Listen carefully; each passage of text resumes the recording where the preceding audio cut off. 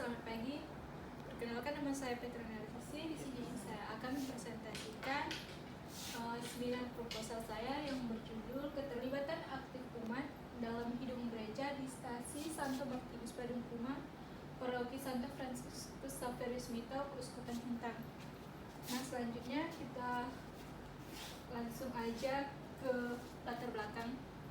Yang pertama, Gereja Katolik adalah persekutuan umat beriman yang dipanggil untuk terlibat aktif dalam kehidupan gereja melalui perayaan liturgi, pewartaan, pelayanan, dan persekutuan. Setiap umat dipanggil bukan hanya sebagai penerima pelayanan, tetapi juga sebagai pelayan yang turut membangun tubuh Kristus di tengah masyarakat. Namun, kenyataan di lapangan menunjukkan bahwa keterlibatan umat di beberapa komunitas, khususnya di Stasi Santo Martinus Padangkuman, semakin menurun. Banyak umat hanya hadir saat misa besar atau hari raya, sedangkan kegiatan rutin seperti doa lingkungan, pendalaman iman, dan gotong royong sering sepi. Keterlibatan kaum muda dan perempuan yang masih rendah. Kondisi ini memprihatinkan karena rendahnya partisipasi umat dapat melemahkan kehidupan iman dan menghambat pertumbuhan gereja lokal. Nah, yang selanjutnya rumusan masalah.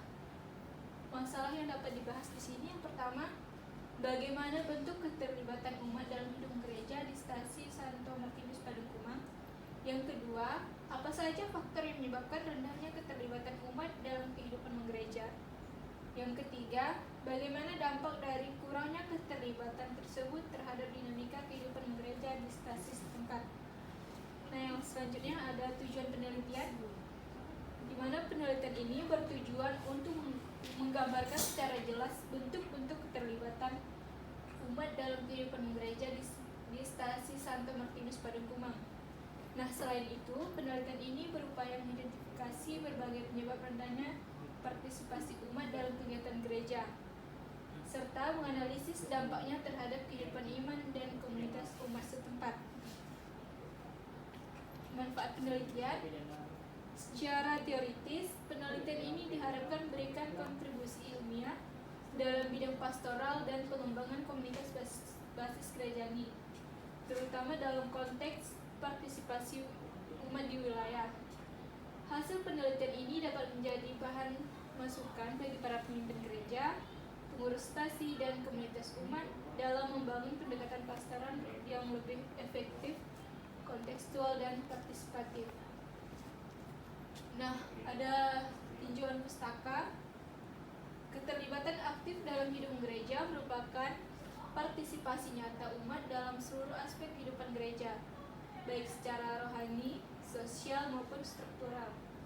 Partisipasi ini tidak hanya berupa kehadiran dalam ekaristi, tetapi juga keterlibatan dalam kegiatan pastoral, liturgis, dan sosial. Dalam Konsili Vatikan II menegaskan bahwa umat beriman dipanggil untuk berpartisipasi secara aktif, sadar, dan penuh dalam kehidupan gereja.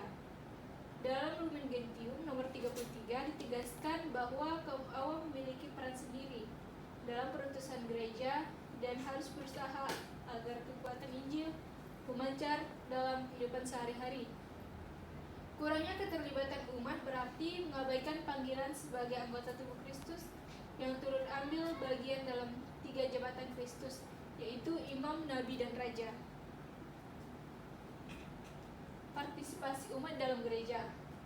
Partisipasi umat mencerminkan iman yang hidup dan dewasa. Umat yang aktif biasanya memiliki pemahaman iman yang baik, semangat pelayanan, dan kesadaran akan tanggung jawabnya sebagai anggota gereja.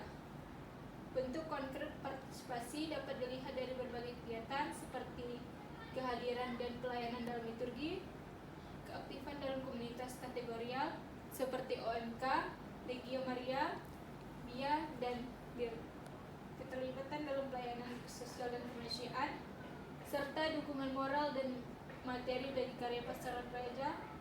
Selain itu, umat yang mengambil peran dalam struktur pelayanan gereja seperti menjadi pengurus stasi, anggota dewan paroki, atau juga panitia yang menunjukkan partisipasi nyata dalam menghidupkan gereja.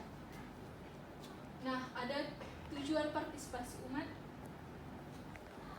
di mana partisipasi umat dalam hidup gereja memiliki beberapa tujuan penting, antara lain menumbuhkan iman pribadi dan komunitas, menjadikan gereja sebagai tempat pertumbuhan rohani dan sosial, mewujudkan iman dan pelayanan dan kesaksian nyata, serta membangun persaudaraan sejati di dalam tubuh Kristus.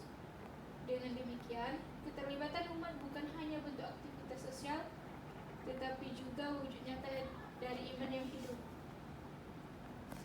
Tantangan dalam partisipasi umat. Dalam praktiknya, partisipasi umat seringkali menghadapi berbagai kendala. Beberapa di antaranya adalah kurangnya kesadaran iman, ketergantungan yang tinggi pada kehadiran pastor, kesibukan hidup sehari-hari, serta lemahnya motivasi dalam diri umat sendiri. Nah, selain itu, minimnya pembinaan iman secara berkelanjutan dan kurang variatifnya kegiatan gereja turut menyebabkan kejenuhan dan rendahnya semangat untuk terlibat.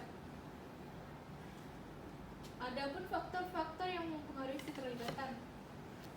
Keterlibatan umat dipengaruhi oleh berbagai faktor. Yang pertama adalah faktor individu, meliputi tingkat pemahaman iman, motivasi spiritual, serta pengalaman pribadi dalam gereja. Faktor sosial ekonomi mencakup kesibukan pekerjaan, jarak ke gereja, dan kondisi ekonomi keluarga. Sementara itu, faktor komunitas meliputi gaya kepemimpinan pastoral, kurangnya pendekatan partisipatif dari pengurus gereja, serta monotoninya kegiatan pastoral yang kurang menarik bagi umat.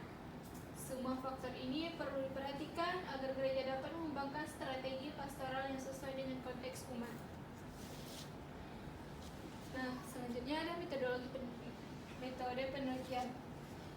Penelitian ini menggunakan pendekatan kualitatif dengan metode studi kasus. Pendekatan ini dipilih agar peneliti dapat menggali fenomena kurangnya keterlibatan umat secara mendalam dan kontekstual.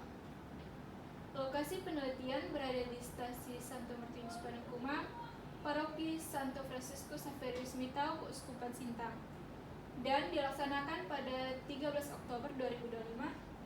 Subjek penelitian meliputi ketua stasi serta pengurus yang memahami dinamika umat di lingkungan tersebut. Teknik pengumpulan data. Data dikumpulkan melalui beberapa teknik utama, yaitu wawancara mendalam dengan pengurus dan pengurus umat, observasi langsung terhadap kegiatan gerejawi, serta dokumentasi berupa catatan kehadiran dan aktivitas komunitas. Dengan cara ini, peneliti dapat memperoleh gambaran yang lebih komprehensif mengenai realitas keterlibatan umat. Teknik analisis data. Analisis data dilakukan dengan menggunakan model dari Miles dan Huberman tahun 1994 yang mencakup tiga tahapan utama, yaitu reduksi data, penyajian data, dan penarikan kesimpulan. Pada tahap reduksi data, peneliti memilah informasi penting dari hasil wawancara dan observasi. Data tersebut kemudian disajikan dalam bentuk narasi atau tabel agar mudah dianalisis, lalu disimpulkan untuk menemukan pola dan makna yang berkaitan dengan keterlibatan umat dalam hidup gereja. Uji keabsahan data. Untuk memastikan keabsahan data, penelitian ini menggunakan teknik triangulasi, baik triangulasi sumber maupun triangulasi metode. Triangulasi sumber dilakukan dengan membandingkan data dari berbagai narasumber, seperti umat, pengurus stasi, dan pastor paroki. Sedangkan triangulasi metode dilakukan dengan membandingkan hasil wawancara dengan observasi lapangan. Pendekatan ini membantu meningkatkan validitas dan keandalan temuan penelitian. Berikutnya ada hasil rangkuman. Pada akhirnya, keterlibatan umat merupakan jantung kehidupan gereja. Gereja akan hidup apabila umatnya juga hidup. Seperti yang ditekankan dalam Lumen Gentium nomor 33 dan 37, kaum awam memiliki hak dan kewajiban untuk berpartisipasi dalam kehidupan gereja tentang kehadiran fisik, tetapi juga tanda perlunya pembinaan iman yang berkesinambungan dan pendampingan pastoral yang lebih personal serta kontekstual. Terima kasih.